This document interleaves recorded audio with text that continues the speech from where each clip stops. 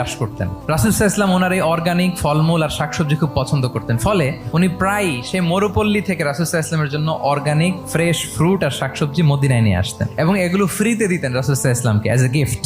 আর কিছু শাকসবজি ফলমূল তিনি মদিনার বাজারে বিক্রি করতেন। তো একবার তিনি এসে রাসূল সাল্লাল্লাহু আলাইহি ওয়াসাল্লামকে অর্গানিক এই ফ্রুটগুলো দিয়ে বাকিগুলো মদিনার বাজারে বিক্রি করতেছেন।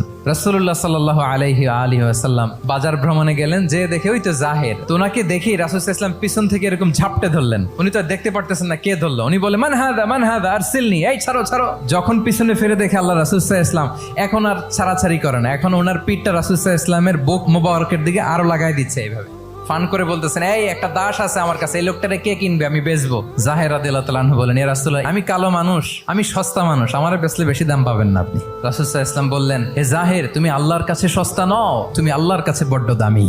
অনেক অনেক ভুরি ভুরি সিরাতের পরতে পরতে আপনারা পাবেন রাসূল সাল্লাল্লাহু আলাইহি ওয়াসাল্লামের সাথে সাহাবাদের ইন্টারেকশন কত চমৎকার।